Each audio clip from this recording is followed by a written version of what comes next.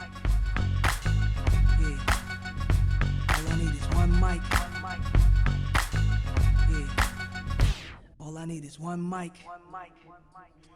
Hey everybody, welcome back to a new episode of One Mic, where I watch shit so you don't have to. And today I'm here to talk about the 2020 Best Picture winner, the Academy Award winner for Best Picture, Nomadland, starring Frances McDormand. This is one that I already planned on watching it prior to it winning Best Picture, but it kind of moved up my list.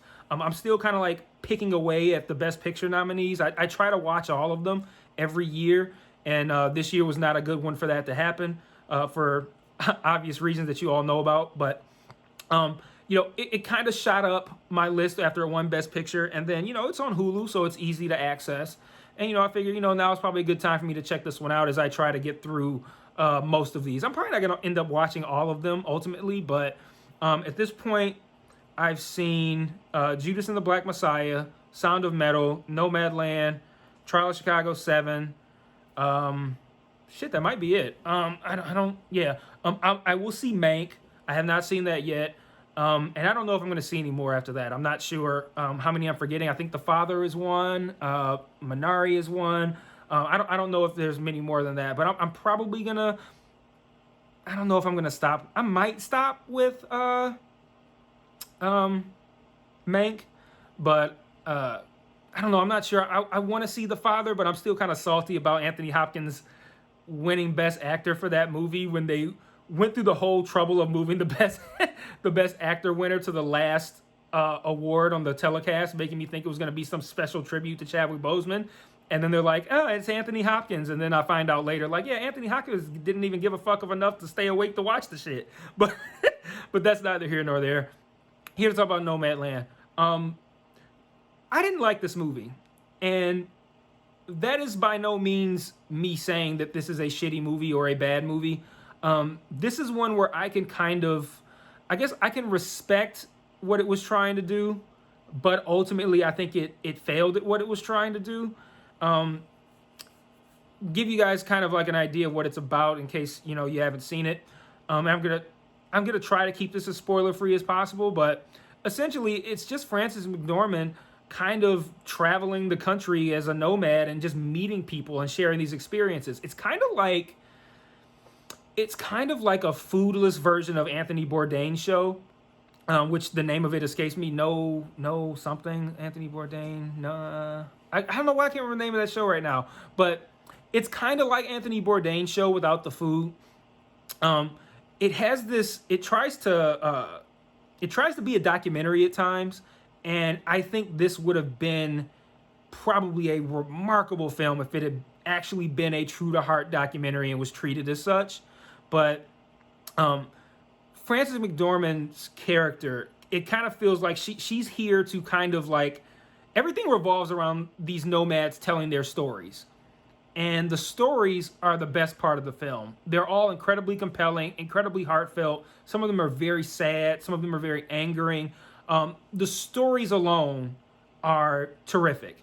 The problem is that everything in between the stories is boring as fuck. And like, I can't really, it's hard for me to recommend something like that.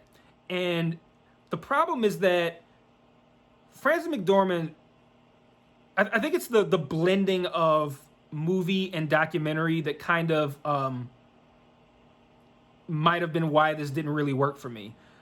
You have these real stories from these real people, and in between you have Frances McDormand, like she has some job at Amazon, and I can't tell if she quits or if she's like on a contract that's for a specific period of time, and then when that time expires, she no longer works there. I'm not quite sure what that was supposed to be, but she doesn't work at Amazon anymore. She starts traveling around and she's running into these people and meeting them, but like everything in between is so boring. Like it's like, oh, here she is making food, or here she is shitting in a field, and like here she is sleeping in the back of her truck or RV or whatever. And it's like, I don't know. I think it would have been much more compelling to really just follow the nomads around instead of kind of like, it felt like almost like shoehorning in Frances McDormand in this weird like almost like a love story with her and his name escapes me, but He's on The Expanse, and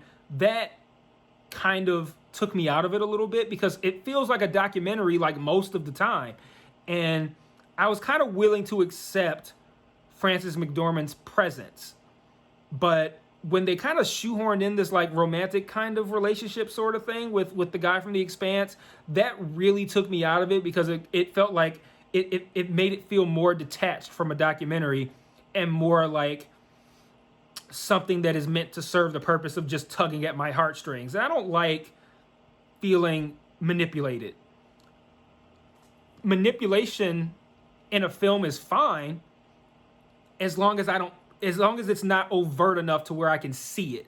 You know, it's like, I don't know, I can't think of a good example right now, but you know, if you're watching something and you naturally feel like, oh, this is sad, or oh, this is happy, and which happens with a lot of the conversations that she has with these nomads, but when you slide in this side story with the guy from The Expanse and this little romance thing, it really makes it feel less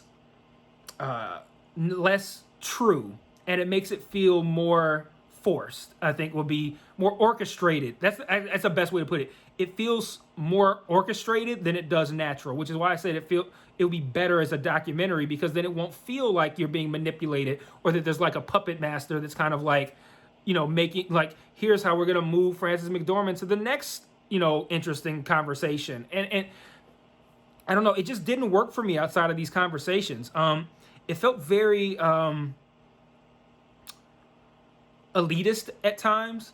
You look at, you know, the fact that it won Best Picture, and I stand by this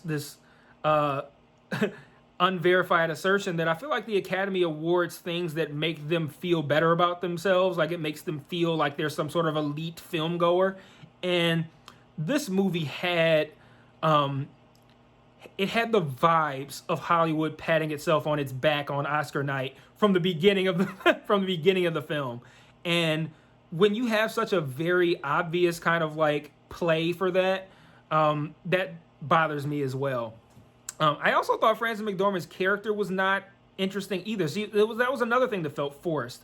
She felt incredibly jovial, like look how human I am. Like, oh, look how fun and friendly I am. I'm fun. Look at this.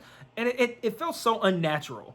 And when you have a movie that's playing up the wholesomeness and the natural emotion that comes with listening to these stories from these nomads, and you interject this very kind of like everything outside of that feels very forced and manipulative, and you interject like, hey, here's happy, joyful Frances McDormand, like, hey, look how normal I am, and like, I don't know, it felt like she was just trying to remind us that she's not Frances McDormand acting in a movie, and that she's a regular person who's like really cool and getting along with these nomads because I'm just traveling the road. It's like, no, I still realize that you were Frances McDormand in a movie, and everything you're doing is kind of reminding me of that even more.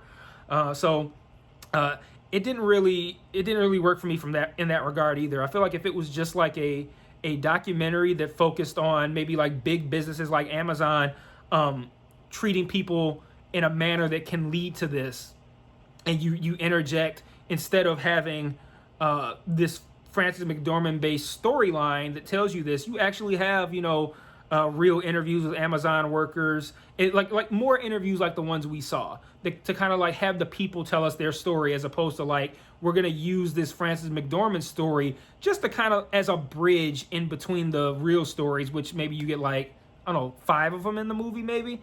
I guess it's just, to put it succinctly, it's something that I can respect what was attempted. I can even to a degree respect the final product, but it was, at the end of the day, it was just not enjoyable for me. It was dull, aside from the conversation. Like, these conversations with these real people are the best part of the movie, and I think that's why it won Best Picture, because it's, again, that's Hollywood going, look at how nice we were to have these nice conversations with these nomads and putting this out there for the world to see. And I really wish I could have seen this as a full-on, legitimate documentary about how what these companies do to people and how it puts them in the positions where they have to live like this.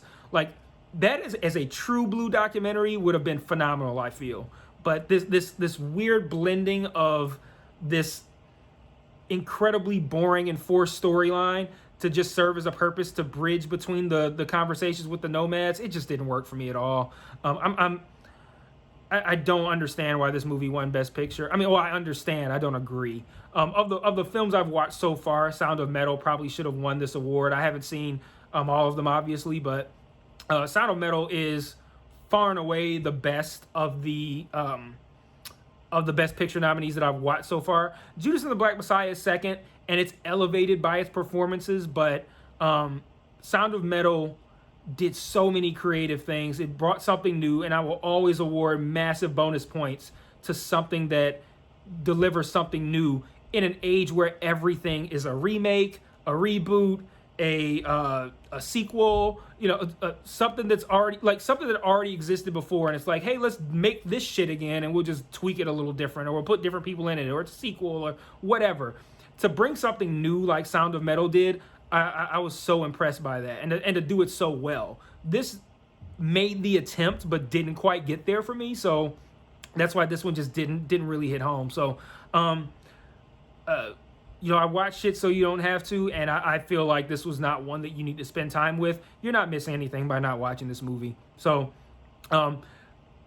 no recommendation on watching Nomadland. My recommendation still stands on watch Sound of Metal, watch Judas and the Black Messiah, and you can skip this one. But hey, if you thought it was great, let me know in the comments. I feel like this is something that can be very divisive. There are probably people who loved this, and there are probably people who agree with me that it just didn't quite work, but you can respect what it was trying to do, and that's kind of where I fall. So let me know in the comments what you thought, and I'll see you guys next time. Peace.